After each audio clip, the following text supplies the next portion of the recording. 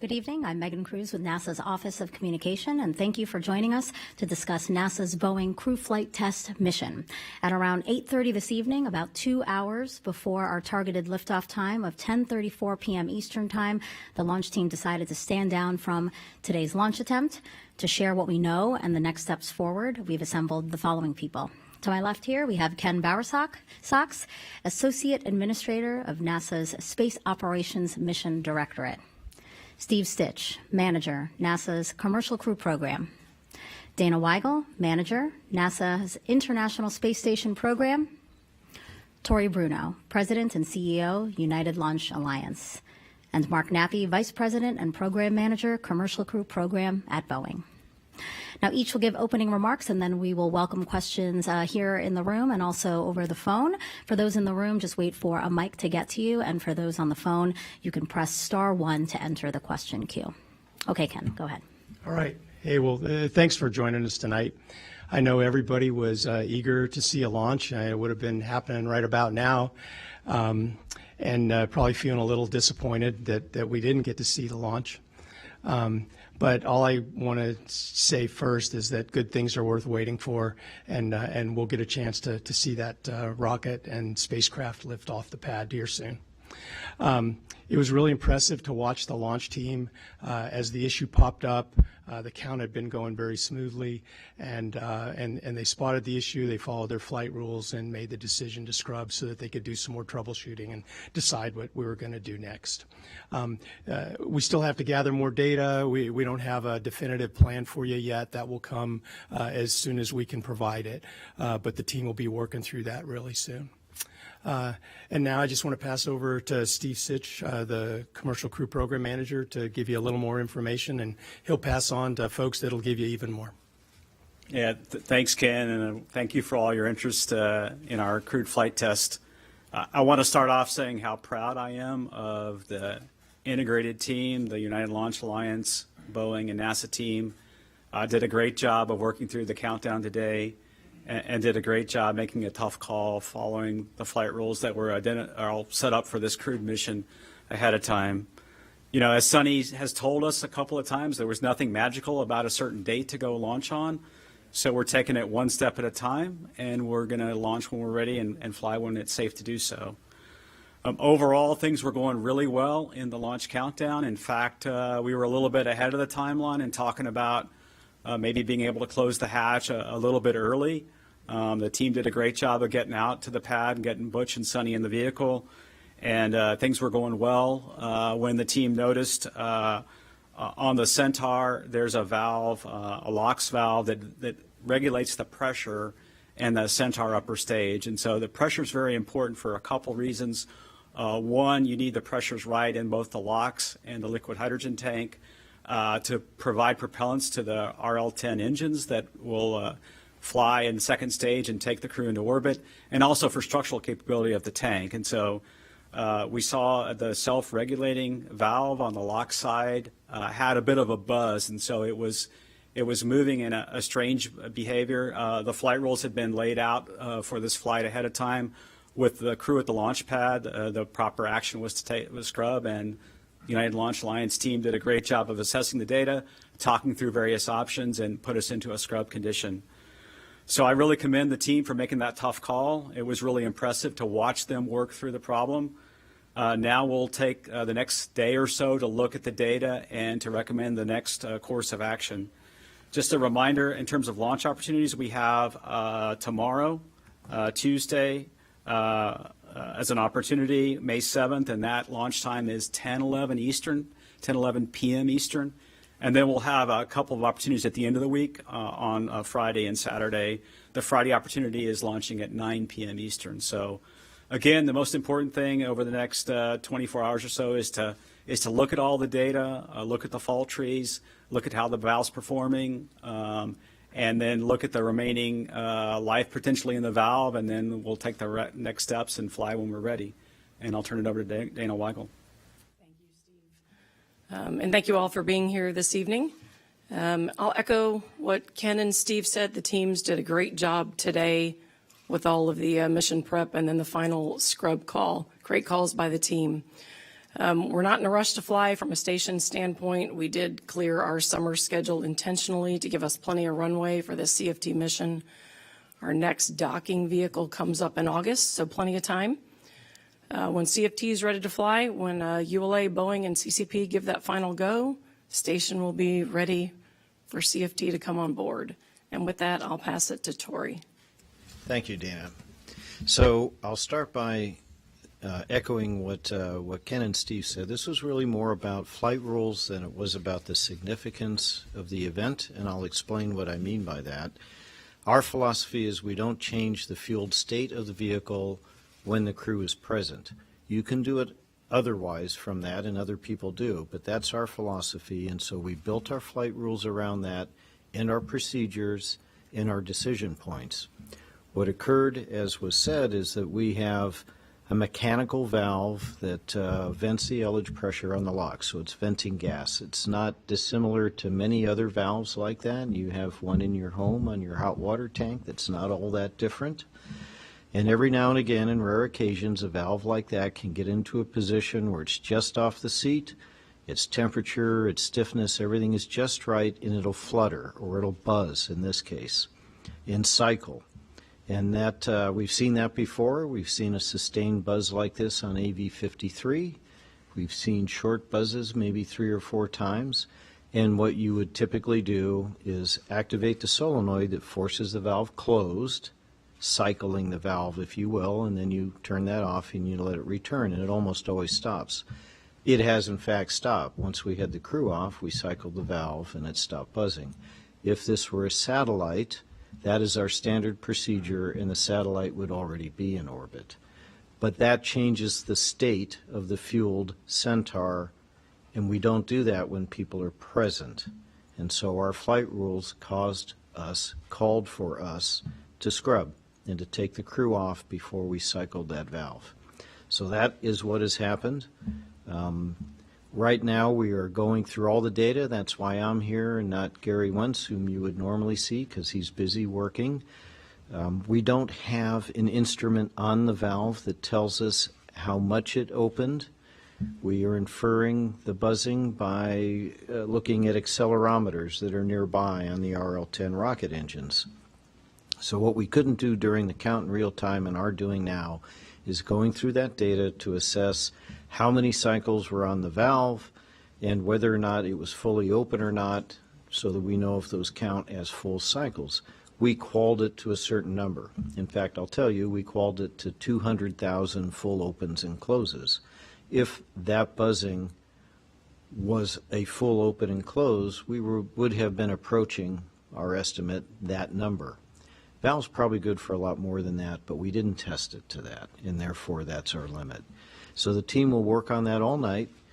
Fair chance we'll know tomorrow whether the valve exceeded its life or not, or whether it has enough life against the qual limit that we established to do another attempt. If we do, we'll get right back with our partners here and figure out when that would be. It could be a pretty quick turn. If not, we'll have to remove and replace the valve, which means we have to take the pressure fully off the Centaur upper stage. We do that by stretching it to support it. Remember, it's a pressure stabilized stage. It has to be either stretched or under pressure to be structurally stable. And then we would remove and replace it. We have spare valves. We know how to do it. We've done it before, but it would take several days. And so we would coordinate with the range and with, with our partners at NASA and at Boeing, and then we'd have a date for you, pretty soon. But I can't tell you that right now because we're still looking at the data. So again, I promised Butch and Sonny a boring evening. I didn't mean for it to be quite this boring, but we're going to follow our rules, and we're going to make sure that the crew is safe. Over to you. All right, good afternoon. So I did talk to the crew right before we came over here, and they're in good spirits. They totally understand these kinds of situations. So, a lot of things got to go right, and it's not the majority of the things. Everything has to go right before we launch. And so something didn't go right today, and we will stand down, and when the experts tell us that we need to stand down, that's exactly what we do. And we'll get ready for the next opportunity. Today was a good dry run for the entire process. The crew over in crew quarters getting ready, getting suited up, getting transported over, the closeout crew working in the white room and getting the crew cabin ready, the crew doing the actual ingress and getting as close to where we got with closing the hatch. Like Steve said, we were ahead of schedule. We were probably 45 minutes ahead of schedule, so the team did an excellent job. And this, again, was a real good dry run for us. So from this point, we just get the vehicle stabilized. We get it neutral. If we stay at the pad, we'll be ready for the next attempt. If we have to go back to the VIF, then we'll still be in a good state, vehicle state, to support coming back out to the pad. Like Dana said, the month of May is available for us, so we'll wait until we understand what the problem is. We'll set the next launch date. We'll restart the clock, and then hopefully we see you here in a couple of days or maybe even tomorrow. Back to you, Megan. Thank you all for sharing those new details. We'll take questions now. We can start with here in the room. We'll go over there. Yep, perfect. Thank you.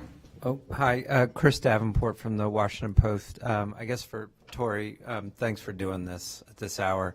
Just a quick question. You said you recycled it and it stopped buzzing. So if it was a satellite, you would have gone ahead and launched.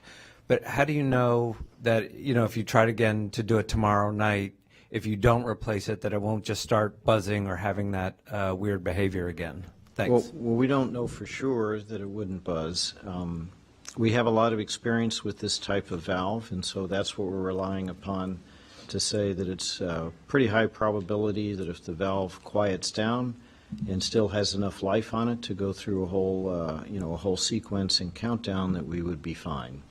And so it would definitely be worth making that attempt, because if it doesn't, we'll scrub and we'll replace it. And it was a really good action for ULA to stop the valve. In other words, to command it shut, to stop the buzzing tonight, to preserve life on the valve. So it was a great action by the ULA team. We'll go to Jeff here on this side as well. Jeff Bounce to Space News. Under what scenario would you be able to attempt a launch again tomorrow? What would you have to find out and when in order to preserve a launch opportunity tomorrow night? I'm sorry, Jeff, I'm going to be a little technical because you asked a technical question. So, you should think of this, it's like your radiator cap, right? There's a disc that's sitting over a hole, and there's a spring. And, there are circumstances when you can get it to cycle. It's not that unusual. This type of valve does that in many applications. If the stroke is large, then there's a lot of energy, and those are full strokes. That's how we qualify it, by forcing it to fully cycle. And as I said, full cycles, we know it can do 200,000. Probably do more, but we can't prove that because we only tested it to 200. What we're trying to analyze tonight, what we are analyzing tonight, is data that would help us understand were these full cycles, and so all of that energy, one for one against the 200,000, or were these very low amplitude, low energy buzzes against the seat, in which case we would calculate that equivalent energy and we'd have an equivalent count of cycles that would be whatever they are. If they are significantly less than the 200,000, then we might feel we have enough life to attempt another launch. We'll know that likely tomorrow. Can't give you a specific time. The team will work all night, and it depends a little bit on the data. Like I explained before, we don't actually have, an instrument on the valve that measures the stroke of that seat. So we're having to infer this from other instrumentation that's nearby. Thank you for that. We'll take two more in the room before going to the phones. We'll take her right there, yes. Hi, Elizabeth Howell for Space.com. This is for Tory. Can you explain where you have seen this issue before? Because you mentioned it very briefly. Can you give some more details? Yeah, so a prolonged buzzing like this was seen on AV-53, an earlier Atlas launch some time ago. Cycling the valve interrupted it, as we expect. 3 or 4 other times we have seen short buzzing where it didn't sustain, but when it reappeared, we cycled the valve and it stopped and never appeared again. So we have experience 4 to 5 times with this, one time with this exact behavior. We'll go to Will here on this side. Thanks. Hi, Will Robinson Smith with Spaceflight Now. If the valve does need to be replaced and Starliner needs to be removed to access it, question for Mark, would it be able to be housed somewhere in the VIF, or would it need to be rolled back to the C-3PF? Where would Starliner go at that point? Thanks. I don't know what type of operation that Tory would need to do that, if we just need to lift off or actually put it someplace. I can answer. There you go. Yeah, so we don't necessarily have to remove Starliner to stretch the Centaur and support it. We have procedures and tooling for that. So if there are no other issues, we would roll back to the VIF. We'd apply that tooling to support the Centaur and Starliner on top, and then we'd take off all the pressure and simply remove and replace the valve, repressurize it, remove the tooling, and then we'd be ready to roll back. That procedure takes several days, so it's unlikely we would be prepared to make another attempt before Sunday. But the exact date we would have, we would know more tomorrow. Like I said, we'll go to the phones now. Let's take Marcia Dunn, Associated Press. Oh, yes. Hi. When you refer to buzzing or this fluttering, is that just the valve opening and closing really quickly? I'm assuming there's no noise attached to that. So could you explain what a buzzing valve means? And what's the danger having a crew on board to cycle that valve a couple times to try to get it to work? Yeah, sure. So, yes, you have it exactly right. It's opening and closing quickly. It is regulating the pressure like it's supposed to be. Crew was never in any danger. There was never any hazard to the crew. The concern is that if it does that for too many cycles, you use up the fatigue life of the mechanical parts in the valve, and eventually they would fail. We know they won't fail in 200,000 full cycles. We don't actually know what the limit is because we didn't test it till failure, because it probably goes a really, really long time. But 200,000 is what we know, so that's our limit. So that would be the danger. The way the valve would operate in flight is you saw it in the during the countdown doing its job. Right before launch, we would close it. There's a solenoid that will force it closed. We launch, so that it would have had a cycling anyway. And then you take the solenoid off and it returns to that normal operation. I'm sorry, there was a second part to your question. I forgot what it was. Why, if this had been a satellite, you could have tried turning it off and on yourself, but you didn't want to do that because a crew was on board. Yeah. Why is it such a hazard to try that with a crew on board? Yeah, so we'll come back to the flight rules, which derive from our philosophy of minimizing the exposure of the crew to any hazardous operation. And all of these operations are, I'll say it this way, are inherently safe, but they all carry some probability of an anomaly occurring or an incident occurring. And one of the things that is on that list are moving propellants in and out of the rocket. That's a lot of energy. There's a large quantity of propellant, and we don't do other exotic things with our propellants once they're on the vehicle, so we can afford the opportunity to load the vehicle, stabilize its condition, bring it to a state where we're only topping off what is being boiled off and controlled by pressure relief valves, and then in that condition, we bring in the crew and we place the crew there. If we feel that we have to change that state, recycling valves or offloading propellant or doing things of that nature, now we're reintroducing events that we would like not to occur when the crew is present. In our, the overall reliability assessment and risk assessment is probabilistic. It's a calculation, and all of these things factor in. And the entire, I'll say, safety budget, if you will, is affected by whether you have these events or not.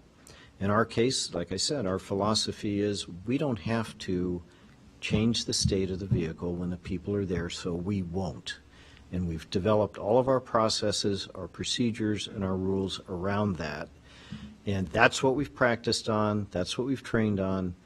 That's what is written down for the guys in the manual when they're sitting there on console in the heat of battle doing their job. Cycling the valve is changing the state of the vehicle relative to its propellant load. And as tempting as it was, because we've seen it before, and like I said, if it were a satellite, we would have simply cycled the valve, the buzzing would have stopped, finished the count, and launched. That's not what we planned for a crew mission, and so we stayed with the rules and the procedures and scrubbed as a result. As a reminder to those on the phone to get into the question queue, press star 1, but we'll return to the room here. The one in the red shirt right there, and then we'll come to you.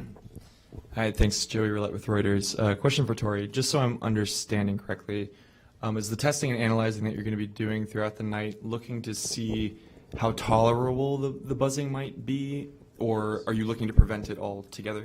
We are literally going to calculate an equivalent number of cycles to compare to the 200,000. So technically speaking, there could be buzzing in the launch countdown later this week that you'd see, and you'd be fine with that? Yes. Okay. I think what Tory's trying to say is there, how much did the valve move? Did it go full stroke, open and close? And so how much energy was involved in these cycles? And then compare that to the qualification of the valve. So. Okay, and we'll take him right here in the first row. Hi, Ken Kramer, Space Up Close. Thanks again, all of you, for doing this late. I think for Steve and Dana, can you tell us if this gets delayed until Sunday, when are the next launch opportunities? And for Tory, there's no chance to change this valve out at the pad. Is that correct? That's correct. We need to put it in the tooling I described to stretch it and support it, and we have to do that in the VIF. Yeah, we'll have to go look at the launch opportunities past, we have Friday and Saturday. Probably the next set of opportunities would be the following week, in the middle of that week sometime. So be like the 14th, 15th time frame. So we'll just have to go look at those, right? That's what the other teams are doing. The Boeing team is looking at the trajectory and looking out in that time frame and looking at launch opportunities. So what we'll do is we'll sit down when Tory and the team take a look at the valve data, whether there's any chance of flying with the cycles that we saw. We'll take a look at that, and if we can't fly with it, and we have to roll back, what's that timeline look like, and then we'll lay all that out and figure out when the next right time to fly is. I saw a few hands here. We'll go to, yes, the one in the middle first, and then, yep. Hey, Stephen Clark, Ars Technica for Tory. I heard after the scrub, the team talking about the questionable status of a Centaur fill and drain valve. Is that something that's still being analyzed right now, or is that just already resolved? No, we're confident in the condition of that, so that's no longer an issue. It's really just this one valve. Okay, and then we'll take one more in the room here in the center. Hi, Ken Chang, New York Times for Tory. So you're saying this valve is rated for 200,000 opens and closes, and you got close to that from just a few hours of the launch? If they were full open and closed, then yes. So what's the frequency that this could be vibrating at? Is that, and you don't usually do that, right? This could have been as high or higher than 40 hertz for the total duration of time that we saw it buzzing. And again, like we said, if they were full strokes, that would have been approaching that 200,000 limit. We don't know. That's what we're analyzing overnight. How far did it open and close? And it's really energy, not necessarily the stroke, so we would turn that into an equivalent number of cycles. And that's the analysis for overnight. I thought the ULA team did a great job by getting the crew off, since we have flight rules that say you don't want to close the valve and change the state, as Tory said, right? You really want to keep that pressure in the tanks where it needs to be for structural capability and to keep the state of the vehicle known. So getting the crew out, then taking the action to preserve the life of the valve potentially, to then give us an opportunity to maybe fly with the valve if we can get through all the data. So. Okay. We'll go to the phones now. Michael Maidenberg, Wall Street Journal. Hey, Tory, just want to confirm, this was entirely ULA's call to scrub, or did you guys confer with NASA and Boeing before making that decision? Thanks. Well, it's always the overall mission director's ultimate call, but the vehicle is our call. We made the call that the vehicle was not in condition to fly and recommended a scrub, and the scrub was accepted. And the NASA team was following along. We have launch vehicle experts that understand the Atlas vehicle and the Centaur very well. They were following along with all the discussions on the loops, and we concurred with ULA's course of action. So ULA made exactly the right call. All right, Ryan with NASA Spaceflight on the phone. Go ahead. Hi, thanks very much for doing this. My question's for Tory. Would a wet dress rehearsal would have caught this issue without having to go into the full launch operations and procedures with the crew on board? Thanks. Not necessarily. This is a rare condition that can be present in a valve when very specific temperatures, pressures, geometry of the valve as it is sitting in that given stroke can stimulate this. It might happen in a wet dress rehearsal, it might not. We've operated this valve many times before on the vehicle and not had this. So no, you can't, it's not a deterministic thing that always happens when the vehicle is pressurized and it's regulating. Okay, back here in the room. We'll take her right here, followed by Joey again. This might be getting super technical now, but for Tory, Lauren Grush with Bloomberg. You mentioned 200,000 cycles for this valve. Do you know what the cycles were before the launch occurred? And I'm just curious where we're at, what starting point we were at. And then to piggyback off of Jeff's question, is it possible to launch tomorrow? Thank you. Yes, we know how many cycles were on the valve. I don't remember.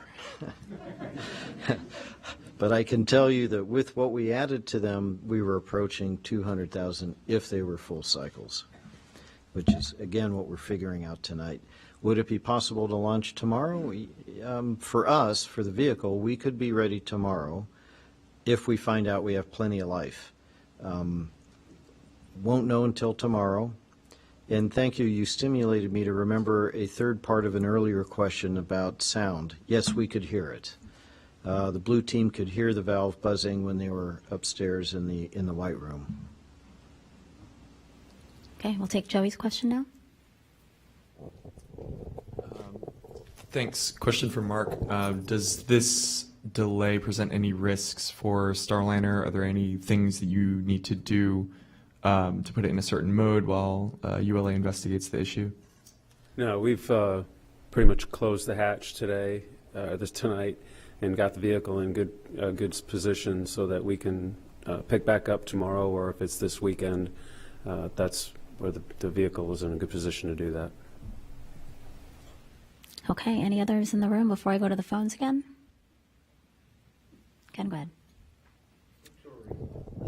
For Tory, did you just notice this issue at T-minus 2 hours and scrubbed it very quickly, or were there some indications earlier in the countdown? A little bit earlier. So the valve began buzzing. Sometimes they stop on their own. And so the team began monitoring that. They began estimating the cycles that we could be adding to the valve, emphasis on could be, since we don't know the stroke. And in that window of time, you can't do the analysis to estimate it. And it didn't stop. And so as we estimated how many cycles we would have by the time we were launching, that is what triggered the team to make the recommendation to scrub. All right, on the phone, Marcia Smith, Space Policy Online. Thanks so much. This question is for Tory. I'm wondering how late tomorrow can you wait to find out the answer to this? You need to know it like 5 hours before launch or 3 hours before launch. And are there other valves that you need to check? Yeah, that's a great question. I don't remember off the top of my head when we would have to make the decision. We will likely have the analysis early tomorrow morning, which should give us plenty of time if we think we're going to fly that day, but the specific time I just don't remember off the top of my head. I would think we would want to know, like we have a weather brief heading into the tanking operation about 8 hours prior to launch. So somewhere around that time frame when we start to get into the tanking preps with the ULA team and get the crew ready to go, somewhere before that, I think we would like to know whether we're pressing into the countdown for tomorrow or not. I think it's likely that we would have that recommendation before then. And the way this works is if we don't know that we're confident with the valve by then we're not. And then that ends up being the call. We have another one on the phone. Ryan again with NASA spaceflight.